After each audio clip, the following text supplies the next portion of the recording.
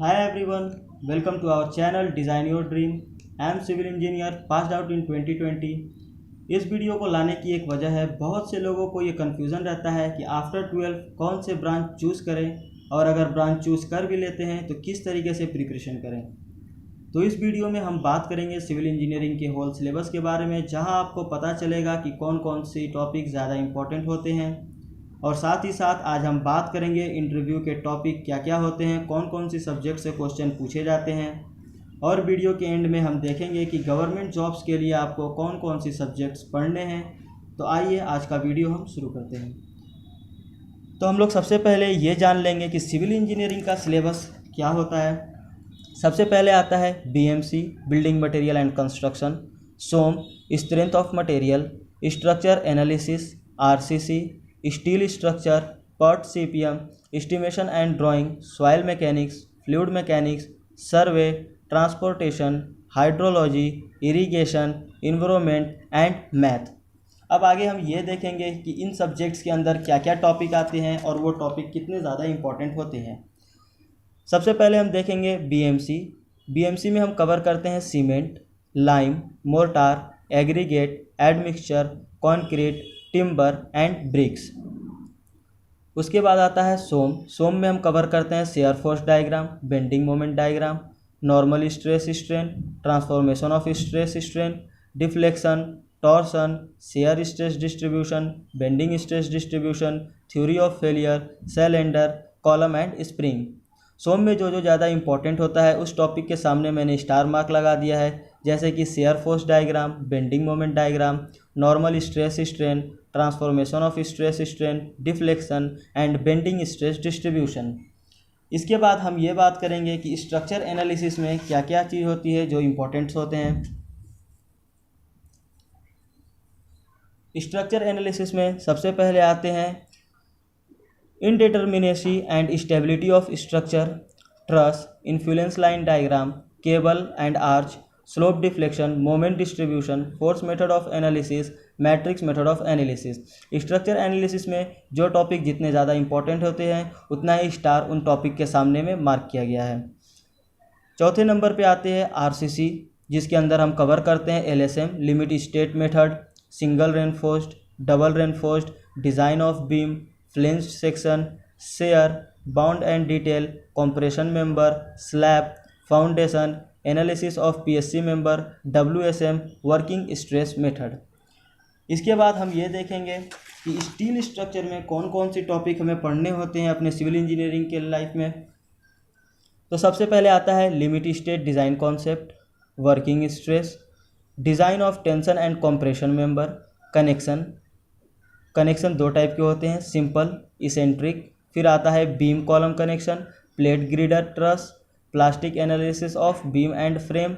उसके बाद हम देखेंगे सीपीएम क्या क्या कवर करता है, project management and network rule, PERT analysis, CPM analysis, crushing, construction equipment, estimating costing, rate analysis, site investigation and management, productivity and operation, quality control, safety and welfare. Starting के 4 topic जो होते हैं वो आपके gate और ESE exam दोनों में ही पूछे जाते हैं और लास्ट के जो ई से आई तक टॉपिक है वो सिर्फ और सिर्फ ईएसई में ही पूछे जाते हैं। इसके बाद हम बात करते हैं सॉइल मैकेनिक्स की। सॉइल मैकेनिक्स में सबसे पहला टॉपिक जो आता है वो होता है origin of soil and soil water relationship. फिर classification of soil, clay minerals, compaction, effective stress and seepage through soil, vertical stress, consolidation, shear strength of soil, earth pressure theory, stability of slope और last में आता है foundation. Foundation भी 2 तरीके के होते हैं, एक शैलो फाउंडेशन और दूसरा डीप फाउंडेशन। उसके बाद हम बात करेंगे फ्लूइड मैकेनिक्स की। फ्लूइड मैकेनिक्स में हम क्या क्या कवर करते हैं, fluid property, pressure measurement, hydrostatic force on flat and curve surface, buoyancy, fluid kinematics, fluid dynamics, flow through pipe, laminar pipe flow, turbulent pipe flow, BLT over flat pipe, flow submerged body, dimensional analysis. इसमें अगर हम important topic की बात करें तो वो है flow through pipe, laminar pipe flow, flow submerged body, dimension analysis और बाकी फ्लूइड काइनेमेटिक्स, फ्लूइड डायनामिक्स और BLT ओवर फ्लैट पाइप्स, ये सब एवरेज टॉपिक है जिसकी नॉलेज आपको होनी ही चाहिए। इसके बाद हम बात करते हैं सर्वे की। सर्वे में हमारा जो कवर होता है वो है इंट्रोडक्शन पार्ट्स, फिर आता है linear measurement and chain survey, compass survey, traverse survey, levelling contouring, area volume, trigonometrical levelling, tacheometry, curve, error and accuracy. उसके बाद आता है ट्रांसपोर्टेशन। ट्रांसपोर्टेशन में हमें पढ़ना होता है हाईवे, रेलवे, एयरपोर्ट, डॉक।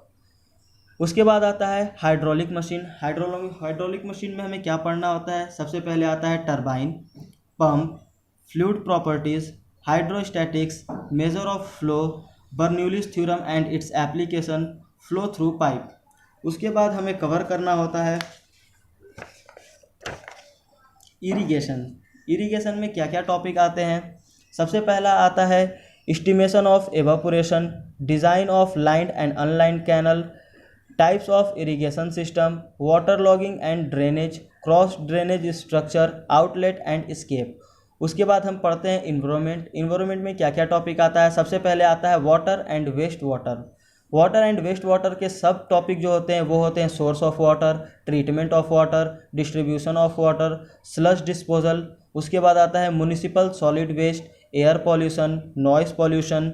उसके बाद लास्ट में हम लोग कवर करते हैं मैथ। मैथ के अंदर क्या क्या टॉपिक्स आते हैं? Linear algebra, differential calculus, vector calculus, differential equation, numerical method, probability and statics, Laplace transformation, complex analysis. तो कॉम्प्लेक्स एनालिसिस जो लास्ट टॉपिक है वो सिर्फ और सिर्फ ESE में पूछी जाती है। ये इसके क्वेश्चंस जो होते हैं वो आपको गेट में देखने को नहीं मिलेंगे। तो ये हो गया आपका होल सिलेबस सिविल इंजीनियरिंग के। उसके अंदर क्या क्या टॉपिक है, कौन कितना ज़्यादा इंपॉर्टेंट होता है और आपको कैसे पढ़ना है, अब आपको क्लियर हो गया होगा। अब हम बात करते हैं कि क्या इंटरव्यू में कौन कौन सी टॉपिक्स आते हैं और गेट्स के एग्ज़ाम में क्या क्या पढ़ना पड़ता है, आपको गवर्नमेंट जॉब्स के लिए आपको क्या क्या पढ़ना पड़ता है। सबसे पहले जो मेरा होल सिलेबस है उसको हम लोग 2 पार्ट्स में बांटा हुआ है।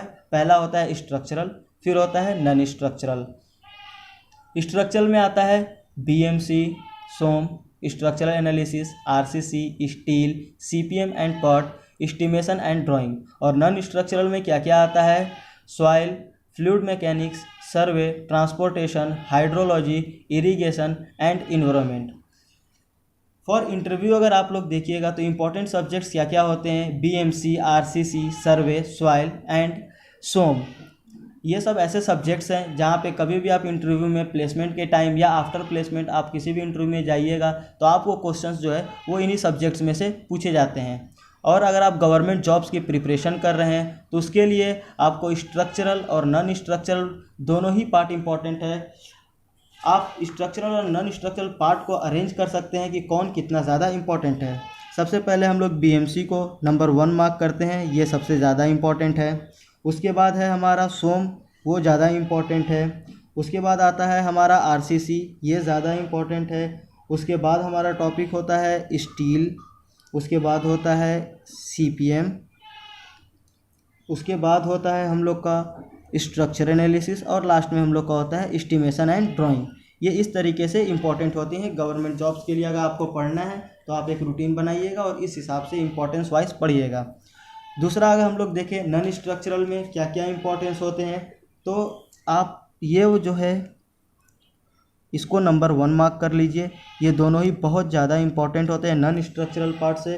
और 2 नंबर पे आता है इन्वायरमेंट, 3 नंबर पे आता है सॉइल, 4 नंबर पे आता है सर्वे, 5 नंबर पे आता है ट्रांसपोर्टेशन और 6 नंबर पे आता है फ्लूइड मैकेनिक्स। तो पढ़ने का दोस्तों एक बहुत आसान तरीका होता है कि किसी भी चीज़ को अगर आपको पढ़ना है तो सबसे पहले उसके लिए एक आपको रूटीन बनाना पड़ता है। तो रूटीन आप जब भी बनाइएगा तो आप ध्यान रखिएगा कि स्ट्रक्चरल में 7 पार्ट्स होते हैं, नॉन स्ट्रक्चरल में 7 पार्ट्स हैं, टोटल मिला के 14 पार्ट्स हो जाते हैं। तो आपको जब कभी भी पढ़ना है तो आप कोशिश करिएगा कि एक स्ट्रक्चरल का पार्ट पढ़ें, एक नॉन स्ट्रक्चरल का पार्ट पढ़ें। इससे क्या होगा, दोनों कवर भी रहता है और ज़्यादा स्ट्रक्चरल पढ़िएगा तो उसका लोड भी नहीं रहता है। हमेशा ये ध्यान रखिएगा कि एक दिन में एक टॉपिक या 2 टॉपिक हम कवर कर लें, कि एक वीक में हमारा एटलीस्ट 4 से 5 टॉपिक कंप्लीट हो जाना चाहिए। तो इस तरीके से आप अपना एक टाइम टेबल बना के आप पढ़ सकते हैं, जिससे आपको ज़्यादा load at the end of a year ना हो। तो ये है बेसिक नॉलेज, जिससे आप अपने एक रूटीन तैयार कर सकते हैं और अपने ड्रीम को डिज़ाइन कर सकते हैं। सो डिज़ाइन योर ड्रीम। अगर आपको किसी भी टॉपिक में डाउट हो तो आप कमेंट सेक्शन में लिखें, हम एक वीडियो उस टॉपिक पे ज़रूर बनाएंगे। If you like this video, please like, subscribe and share our channel design your dream.